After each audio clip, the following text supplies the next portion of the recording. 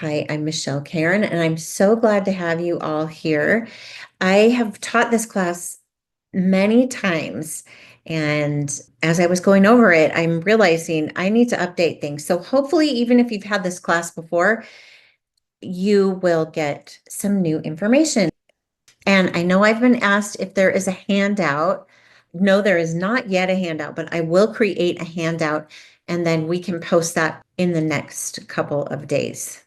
So, without further ado, we will talk about organizing and digitizing our family history. Now, I do have to say that this photo that we're looking at right here, this is one of the main reasons that I thought, wow, this picture just needs to be seen by more people, specifically in my own family, but also just more widely known. Like, what a cool picture.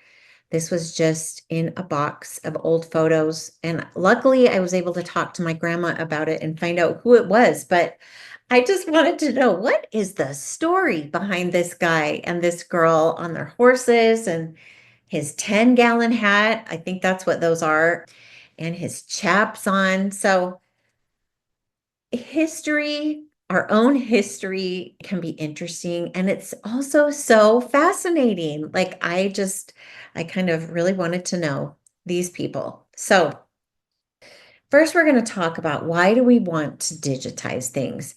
Now, I have a lot of things. I have got a beautiful decorative marriage license that was given to my great grandparents, and it hung on my grandparents' wall for a long time. And I now have it. It is getting, it has gotten faded over time. It's gotten frayed. It's the paper is really thin. So the same is with, I have a lot of VHS tapes. I have a lot of tapes, which are the small little tapes, the little video camera tapes that we recorded our kids on. We now have DVDs going into the next phase. But guess what? Essentially, those are all becoming obsolete. So these items degrade over time. This marriage certificate I have, it can rip easily. So even though I have it in a frame on my wall, there is a really good reason to digitize it, meaning I want to capture that item through photograph or scanning so that it can be shared with my family and those who also might just be interested in a historical document, but also to ensure that our family is remembered. So we want to think back. Let's think back in our lives, a person that you really loved. What is something that they did, or something that you saw them with a lot? For instance, one of my grandmothers loved to cook, so I can see her with her wooden spoon, this little wooden spoon stirring her soup that she was making. And I have that wooden spoon now. And although it's not much to look at, it still holds that memory for me, and it holds meaning. So that spoon is cracked and it is not going to be usable very long. Also, if I don't do something with that wooden spoon, label it. So I could label it and say whose wooden spoon this was and why it was important. And that is important to do if we're keeping something physical, but also we need to digitize it. So I can take a picture of that spoon and I can write a little story about it, write whose it was, why it's important to me. And so then it is ensured that it will be remembered, that it will be connected to my grandmother. This is a slide that I use a lot just because it is so, so significant. Think about that. Think of the things you have that are your family members, or think of the letters you may have, or documents, or things that are attached to them. If no one after you knows what they are or who they are attached to, it essentially becomes meaningless. So if we are not here to ensure that our ancestors are preserved through digitizing memories, which is we're going to go into what memories are, then basically that person's whole life just ceases for the last person after the last person that remembers them is gone. So I really, really feel strongly if you are watching this, you have obviously have some kind of interest in preserving the memories of your loved ones. And I urge you strongly to do it. It doesn't have to be perfect. It does not have to be super long and involved, but make sure that the memories of those that you have, that you hold on to, are not lost to the next generation. And that's why I'm going to talk a lot about why putting things on Family Search is so important in ensuring that. All right, so let's talk about the things that we need to digitize, things that will enable us to be remembered or enable our loved ones to be remembered. So pictures, if they're preserved and accessible. So again, I've got boxes of pictures. Luckily, my grandmother, when she was about 95, gave me this box. And as I was looking through them, I was able to talk to her and ask about who is this person? What are they doing? What was the time period? I was able to capture that information.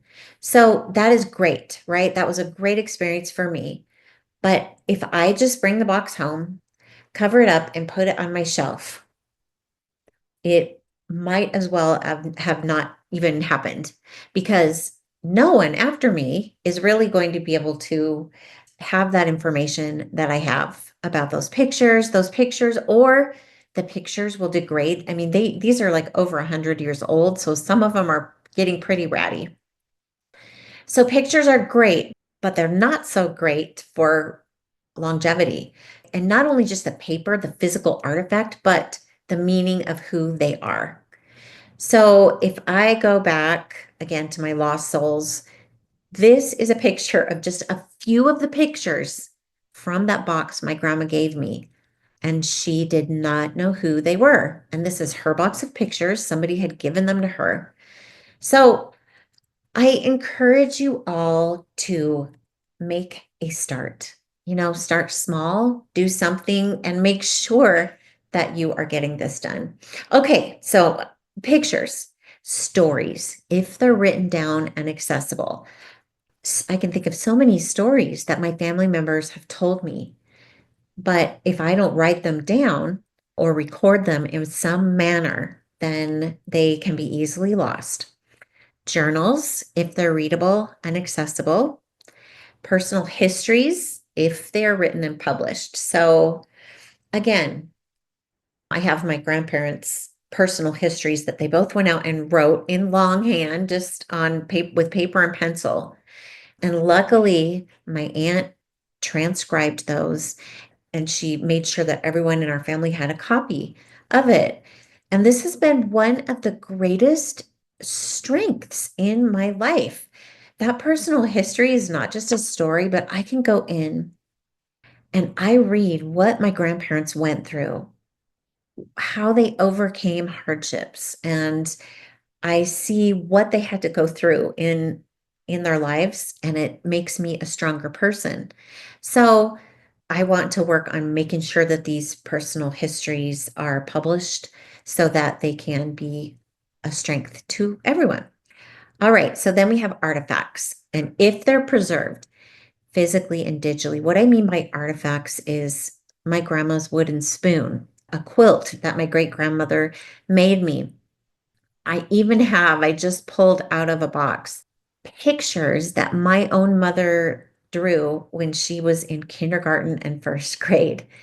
And they are so precious. They are so cute and sweet. So I thought, those are adorable. I am just going to preserve those. So those are one of the things. And again, those are falling apart. So, okay. So here is your first job. And I would say to those of you that want a handout, also taking a screenshot is a great idea here, or just getting a picture or writing these down, because these are my big tips that I have found.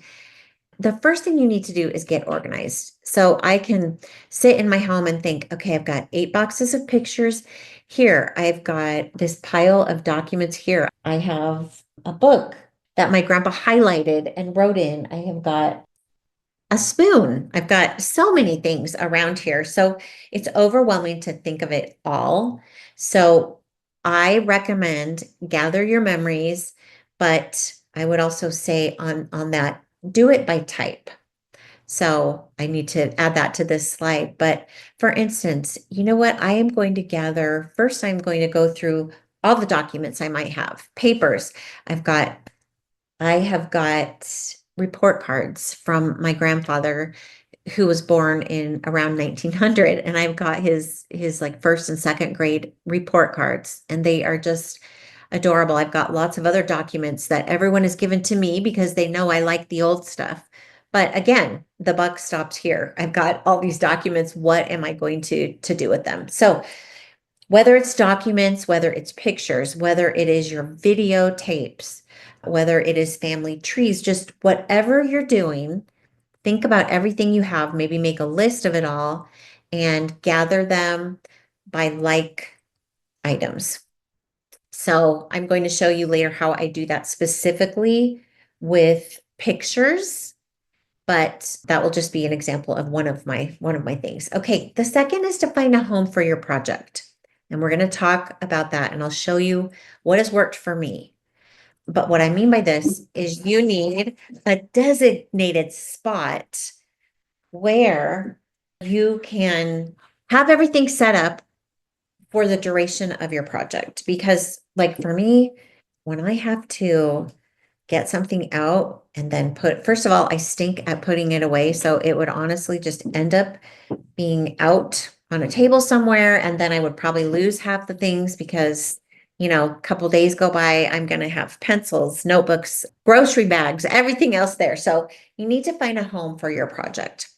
Number 3 is you need to decide on your storage. So where am I going to put the physical object? Has it been just in a closet somewhere? Has it been sitting out on a windowsill where maybe it's getting degraded by the sun? So we have to decide, where are we going to store these things, these precious items? And then digitally, what are we going to do with them? So we're going to talk about that. And then we're going to sort our memories. And I will tell you about that. That's a deeper sort than the sort by the type of memory. I mean, okay, now I have documents. I'm going to sort these documents. Or I have pictures. I will sort those pictures. We're going to digitize them. And we'll talk about a few different ways that you can do that. And I have personally used them all, and they're wonderful. And then the next thing we're going to do is publish them. So I recommend Family Search because it's free. There is a lot of space on there. You can publish a lot on Family Search. You can attach it to the person. And what is so valuable here is that you will have family members that you don't even know, someone related to these people and these memories, who would never be able to find this in any other way. And I have had that happen before. Well, I will have a little notification that I have new memories on Family Search, and I will go, and some distant relative has published pictures of a relative of mine. And so that's why it is so important. It's also a great place to store your memories because I feel like it's pretty secure. It's been around a long time. So it's a great option to remotely store things. So the next is to share with family. One example of something I have done is I've thought I have a lot of pictures of my grandparents. They had 18 acres. So I have a lot of pictures of that land, the property, and what they did. And so I am sharing that with my family. I'm organizing a little booklet all about their property and their home and what they were going through and how they obtained it and some memories that we all have there. So this is what we want to do is share with our family. And I would say second on to family search. And Ancestry is a great place to share those things as well. I just love being able to share publishing the memories that I have. So the first thing we're going to do is gather memories. Now we're going to talk about what are the memories that we're talking about. What are we going to digitize? You can see right here, I've got a couple photos that I've had. I have a newspaper article about my grandpa. I have his Bronze Star medal here, and I have this adorable quilt in the background. So these are obviously all pictures of physical items, but how cool that I have them digitized. So these pictures are very old and brittle. The newspaper article, obviously, I mean, this is like 50 years old now. I mean, it's pretty degrading, and as is the fabric quilt. So when we're thinking about memories and things we want to digitize, I like to just broaden it. We all know, okay, well, here's a photograph. Obviously, they went to the studio, had their picture taken. We've got a lot of those, right? And those are obvious. But what about video recordings, audio recordings, programs, things that they attended or maybe performed in? Handmade items, we've got here tools. My grandfather used so many tools, and I have some of them, and I love using them because he used them. He actually made them. He was that way. So any physical thing that was attached to that person or important to that person, I have to say, or gives you a deeper understanding of who that person is. So let's quickly go through this. So these are just things that we may not normally think of that we should digitize, right? So these little bears, hey, my grandma made them, and they made them out of her mother's and my grandfather's mother's dresses. So how cool is that? Now these are very fragile. They really are falling apart, honestly. So I just put them in a little box here. And really, the picture could be better. It could be more professional, right? But guess what? At least I got the picture, and we can see these cute little bears and the fabric there. So again, we're not worrying about being perfect. We're just capturing things so that we can get a general idea. So these quilts right here were made by relatives in my family. On the top, that is a little apron that my mom had when she was 5 years old. Her mother made that apron.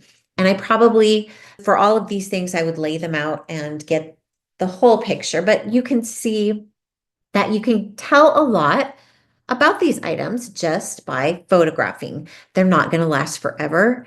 A lot of them are falling apart or stained, or no one, they're not going to be useful.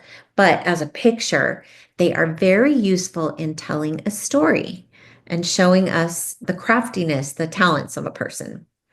So here are a couple other things that I just want to show. So my grandfather, he was just a builder, and he could build anything.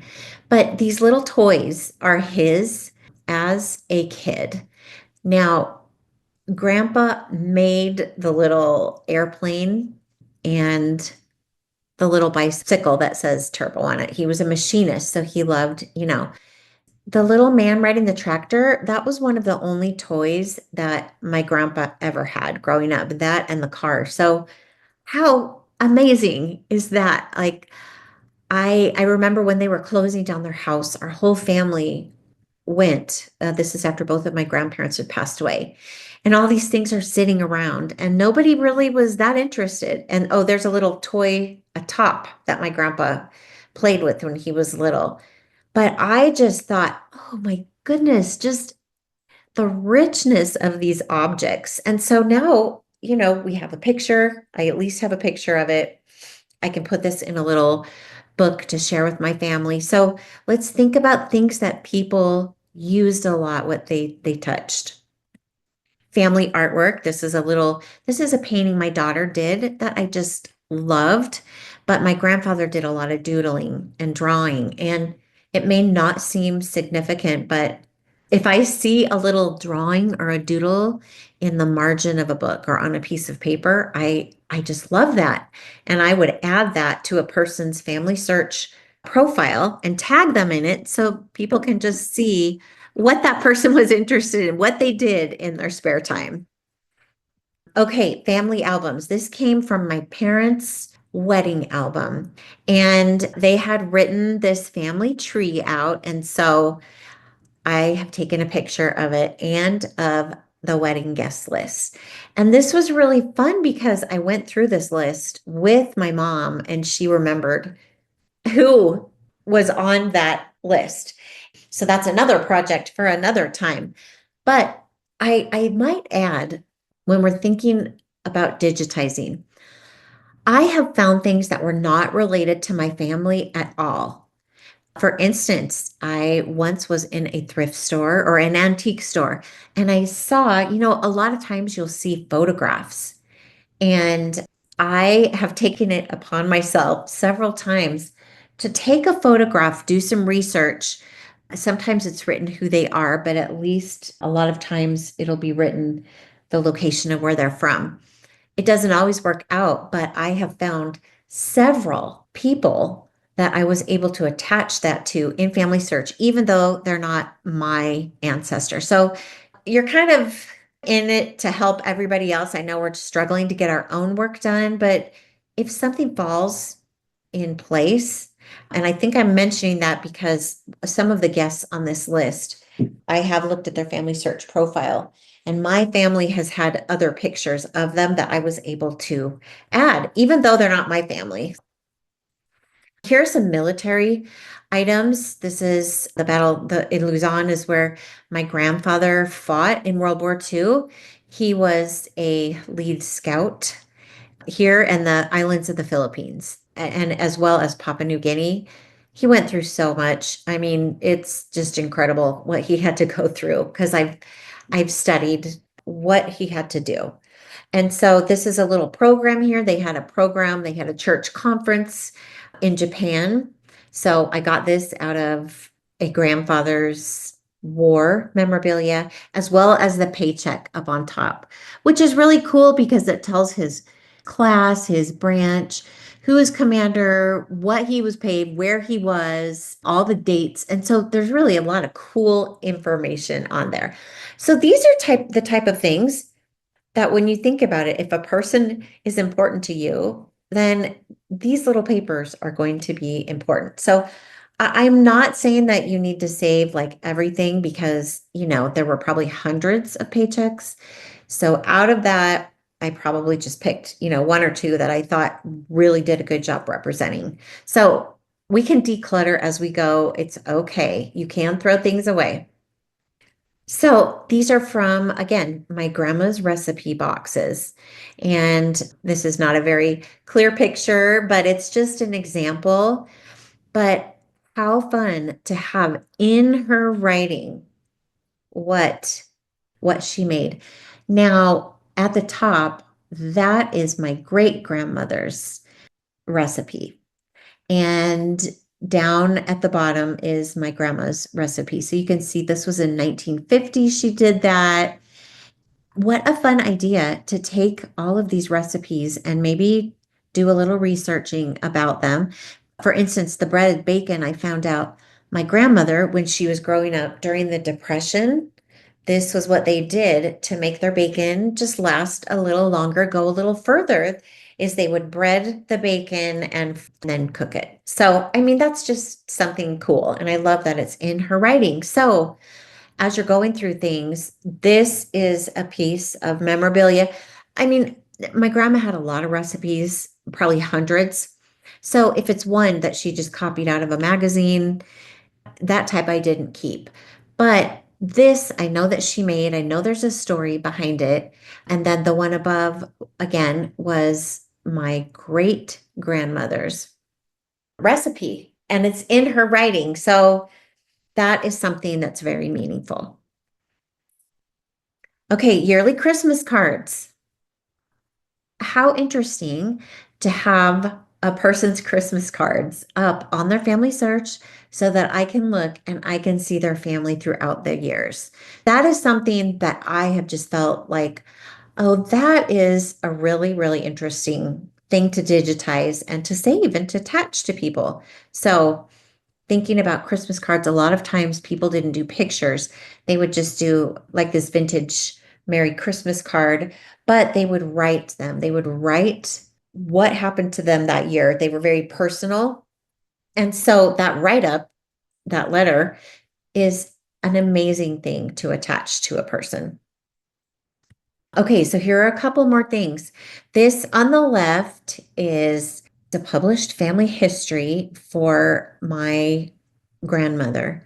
And I found this, and I'm kind of slowly going through family search and making sure that all these people are on the family tree as well as ancestry. But I also think it's just really cool. This was typed out in the 1950s. Someone in my family, a remote relative, decided to write the family history that they knew, that they had researched and knew. So there's something that I just think is cool. I think for this, I might just maybe do one or two photos of the history. I don't feel like this needs to be completely reproduced and made available, but I think that that can be a representative of what that is. Up here on the top is this is a diary that my grandpa left, and it's from 1940. And you can see I took a page out and you can see his writing is there, which is so valuable, right? I love seeing that. But as you can see, it's falling apart. And this is another one of those things that is so amazing to have. But if I just were to keep it and the paper gets older and older, and maybe the next generation isn't that interested in doing anything with it, then it's lost. So I have taken a picture of what the handwriting looks like, and then I transcribed the journal. So really didn't take very long. I just wrote it out, and I learned a lot about my grandpa while I was doing that. So I like having the picture of his handwriting and what the diary looked like, so that if that diary is ever lost, at least I have the whole thing recorded and I have a visual of what that looks like. And then down here is my grandma, her family history that luckily she and my grandpa wrote them out, like I said, longhand, and my aunt transcribed them all for us. This is something that is just so cool and so amazing to me. And I think that what I probably would do here is maybe put some of the most important things on Family Search, and then you can do a couple things. It can either be donated somewhere, and Family Search does have a program where they will take family histories like this and they will digitize them for you. And then they have a record of it and it's searchable. So if anybody in the future ever is looking up Vera Maxine Smith Freeman, then that would be searchable. So, like, I don't know if I wouldn't put the whole book up on Family Search, but probably relevant parts, maybe a picture of it, and then just making sure that my family members have access to it. And then here on the right, this is something, so we have to think about audio. This is an interview that was done, and it's just the transcription of the interview. But looking at it is so cute. You know, they're laughing in it and you can tell, you can just hear what it might sound like. And so not only can you put the audio up on Family Search, or you can store it somewhere, but here it is transcribed. So it's a nice, easy way to take that in. So all different kinds of media need to be digitized. And I think this is a really great way to do it. And again, If it is attached to them on Family Search and Ancestry, then whoever is related to that person, when they go in and look, can find it. That's what is so important. It makes it accessible and it makes it so that it's not lost. Okay, so we talked about the types of things that we need to digitize. And now we're going to talk about a little more of the process. So, two is finding a home for your project. Here is just one little example. And, I have to say how tough it was during COVID that we really couldn't do a lot when we're all quarantined. But yet I was really able to take the time and digitize photos specifically that I had lots and lots of photos. So what I did find is I had to find a home. So for me, that home is something that is always set up so that I can spend 5 minutes, 10 minutes here, there. I don't have to finish the whole project in one go because that may take a while. Now, you know yourself better than anyone. If you're the type that you will consistently put things away, file them where they go, and that you will remember that you're doing a project and so you can take it out and do it, that is like, I would idolize you because that's just not how I am built. I have to have it right there in front of me and kind of out of the way. Again, it's a horizontal surface. So I had to make a rule. I'm not going to put other things on this. This is just for my project. And there it is. So I had to make sure there's good lighting. Again, you want your materials left or easily set up. Now, this is basically if you are doing this yourself. So those are some of the things I needed because I have a scanner box here. You can see my phone on the box. I am taking these photographs and I'm digitizing them with my phone, and then I am just adding them right up to Family Search and making albums on my phone. So again, if you have got a bunch of artifacts that you need to photo, you may need to have kind of a more out of the way place to store them, but I still would gather them all. If you have videotapes that you're working on or film strips or things like that that you're not doing yourself, it would be a good to have those categorized and put away in an easily accessible place. So there are some things that you can't leave set up the whole time. Okay, we have all of our family memorabilia. Okay, we may have pictures, we have objects, we have documents, we have audio, we have video. Where are we going to put this? So we are not really going to be able to have it all. It has to go somewhere. That is what I am trying to say. So we're going to talk a little bit about physical and digital storage. The first thing we're going to talk about is physical storage for memorabilia and photos.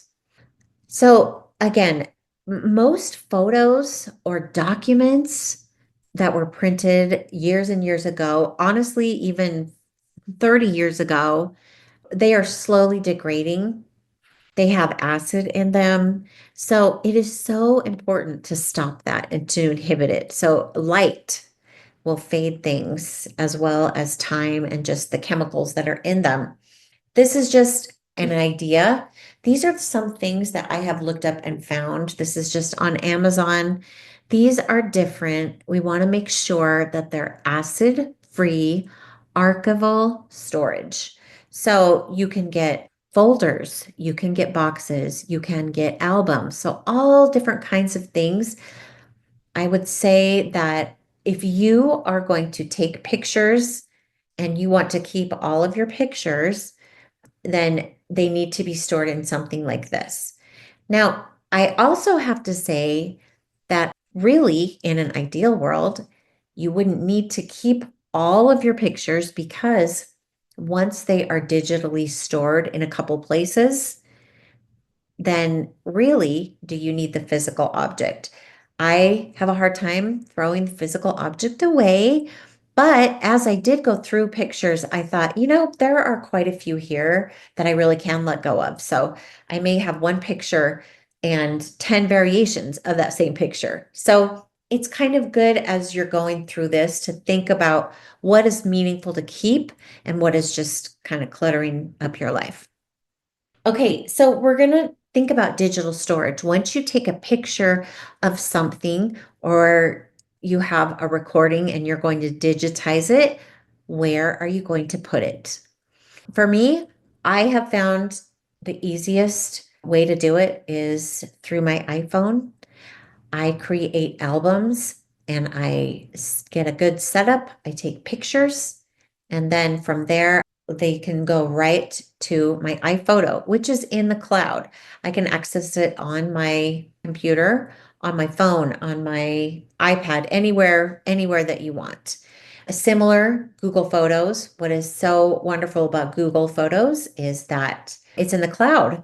So I can go into a library or I can go anywhere that I can sign into Google and I can see and I can find my photos. So those photos are stored somewhere. They're in the cloud. Now, a lot of us, that may be really difficult. I know that's really scary sometimes when you think about just storing your photos in the cloud. So you can also buy an external hard drive.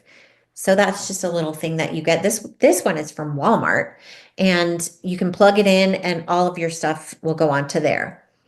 And then you can see, you can also put it on your internal hard drive, which is right on your computer. Okay, so I want you to enjoy that little picture there that I put there. That is one of the first Macintoshes that came out. And why did I put that there? Because really, that's not the best place if that is the only place you are going to have your memories. So I really, really suggest if you want to do a non-cloud option, so you're doing an external hard drive, an internal hard drive, or a thumb drive as well. Those are a nightmare for me because they're small and I've got them floating all over my house. They get lost. So that doesn't work for me. If you feel like you need a physical storage like that, as well as a cloud storage, then make sure that you are doing at least two. So if you're like, I am putting everything on this hard drive, well, guess what? Who's going to find the hard drive 50 years from now? And when a person could be already looking at those photos on Family Search, or you made a book out of Google Photos or whatever. So I am not telling you don't. I am just saying be sure that they're accessible. Putting them on your computer only or your hard drive only does not make it accessible for the rest of the people that person is related to. So consider that. And then always, always, I just really want you to think about this too. Attach those memories to people on Family Search and Ancestry. I'm really familiar with both of them. What I love, Family Search has a direct app. It is called the Memories app. I teach a whole class about it that is in our archive that I can lead you to, but it's just literally you take a picture, you put their name in, it tags it to them, and that's it. So it's right there for anybody that is related to that person. So, so important. Okay. Again, we talked about we're going to sort our memory. So photographs, artifacts, writing that you need to digitize, audio that needs digitized and transcribed, video. Now, this is, again, an example of what I did for sorting.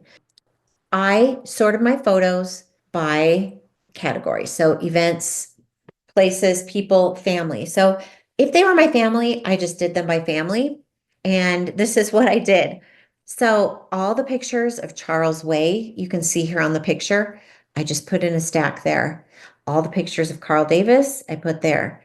Michelle, even you can see I've got stacks of photos. And so this is one way to sort things. For me, it visually works with the physical object. And then this is what I did with them. I labeled the photos. So I really think this is important to do with pictures, or I am reminding myself with objects. So if you have a physical object and you're keeping it, it's important that those who come after you or those who are going to be cleaning out your junk can look at something and say, oh, this piece of ratty fabric is actually the apron that my great grandmother wore when she was 5 years old. So I am working on a way to tag each item. So I don't even, I'm going to come up with that. When I do, I will let you know, but I want to make sure that each item that I have is categorized. This is a really detailed way that I did it. I found out, through talking. I did this with a pencil, a soft tip marker. You can actually get archival pens that will not bleed through your photos. As you can see, look at these photos. Some of them came from an album, and look at how torn up they are. Look at what a mess they are. So you can see it's really important that I digitize them. So this is just an example of how I labeled my photos. Okay, so we talked a little bit about capturing our paper photos and where you can store that. But guess how else you can digitize it? So I do it by myself. You can scan pictures with a scanner as well. So at our BYU Library Family History Center and at a lot of family history centers, we do have digitizing equipment available. You can just go to the library and you can do it there. And that is a great way to do it. You can also use a home scanner. You can capture with your smartphone using a camera or app, just like I did. You can restore or sharpen faded or cracked pictures. I think this is really important. This is specifically for photographs, but there are so many ways to bring our photos back to life. And so I just wanted to tell you about a few things that I have found that are awesome. One thing I need to add on here is my heritage, and a lot of the other big genealogy websites are doing this too. But on my heritage, you can put a photo on there and you can ask them to restore it. And it'll do a fairly good job. Some of them, it doesn't really do anything. Some, it does a pretty good job restoring, but then they'll also animate it, which is really cool. You can see a person, these are just three things that I know about, and you can look into different things. But this photo mine, they all use artificial intelligence to look at the picture. And this one, they'll take photos right from your phone. So you can just scan it and it will colorize it and sharpen it and make it look nice and new.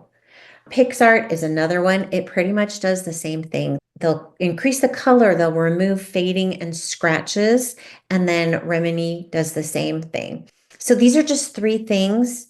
I know that there are a lot of different things out there. They do have companies where you can just send your pictures in and they will restore them. So look into that because we have so many great things that we can use to make our pictures better. Okay, besides pictures, and we're going to talk about some other options. So we've got videos, film strips, cassette tapes, documents that maybe we just want to digitize. So what are some options? Okay, again, we can at the BYU Family History Center, we've got media conversion tools that you can use that are just, anything you can think of, you can convert. Now, the thing about it is, if I have a 2-hour video, a VHS tape, and I want to convert that to digital, I can go in the library and I put that videotape in, but it's going to take 2 hours for that to convert over. So it's in real time. It doesn't we don't have a speedy way to do that. So you need to consider that. So maybe if you are converting a videotape, you can think of some other things you can do while that tape is running. So you could maybe scan pictures. We do have a great picture scanner in the library where you take a stack of pictures and it'll just feed them through really quickly. The thing that I have found is that with older pictures, I prefer using my phone because it really likes pictures that are the same shape and size. So as you know, old pictures will have crinkles on them. Sometimes they'll have a wrinkle. They're not exactly the same size. And so sometimes that kind of messes it up. I also just would like you to think about this. Honestly, my kids and their friends are so great at media, at digitizing. I have hired my own children, I have hired their friends, I've hired teenagers or young adults to digitize for me.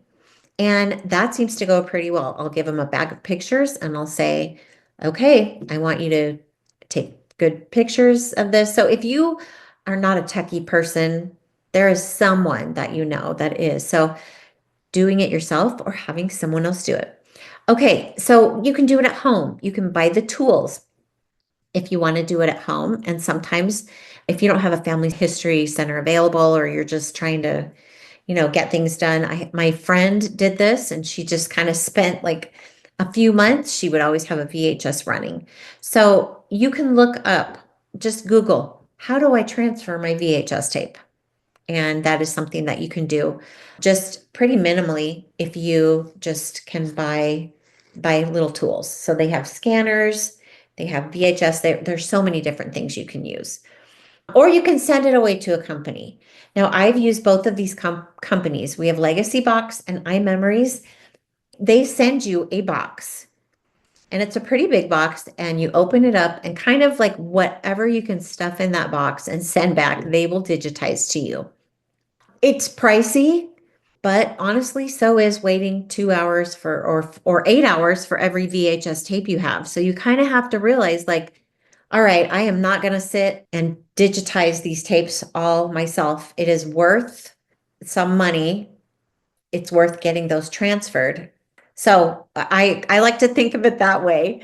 There are certain things that I can give up if I would rather have my things digitized. What I really like, and I think that Legacy Box does this now, but iMemories, it is so cool because they basically have an app where you open your phone or your TV or your computer and they have all of your media right there. So I had a bunch of VHS tapes done and they sent me the tapes back. So I have the original tapes. Now, do I really need to keep them? I probably don't. No. But then I open up the app, my iMemories app, and there they are right there. I can push play. It gives me a little thumbnail sketch of each video and whatever the title is. And I have been playing videos everywhere I go. So most TVs these days, you can mirror them with your phone. I am showing pictures to my aunts, to my kids, to everybody, and it is so much fun. I am getting so much use out of it. So I love it. I love that iMemories. It did take a while. So if you're like, okay, I need a fast turnaround. I mean, it was like a good maybe 2 months for them to get. But remember, every videotape is like 8 hours. So they have to do it in real time.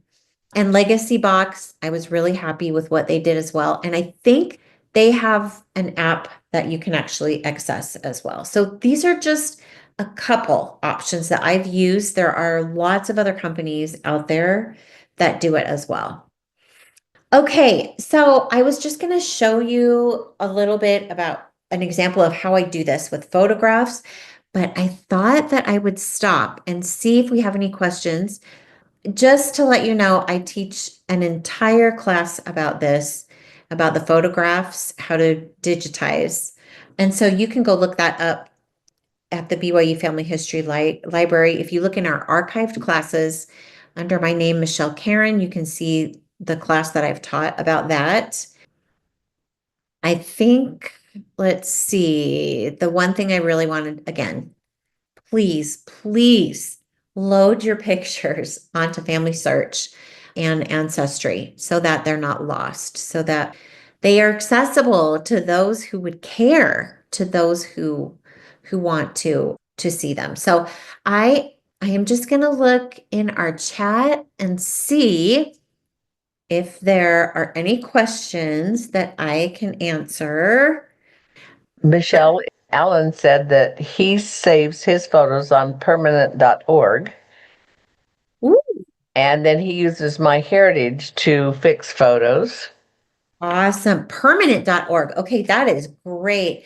Yes, and I know that I like my heritage. I have just found sometimes it doesn't quite go far enough in the restoring, but they may have updated that and gotten better. I haven't checked it in a while. Betsy's asking, can I attach a downloaded video or a link to it on Family Search Memories? I don't think they'll let you right now upload a video, but you can put a link in Memories. You can Yeah. upload an audio file, but not a video. And you can Okay. put the link, if you want to host your videos on a separate site, you can link to it in Memories. Perfect. Okay. And a link, do you just attach the link or would you like put a document with the website? Yes. Yes, I think you'd have to put it in a document.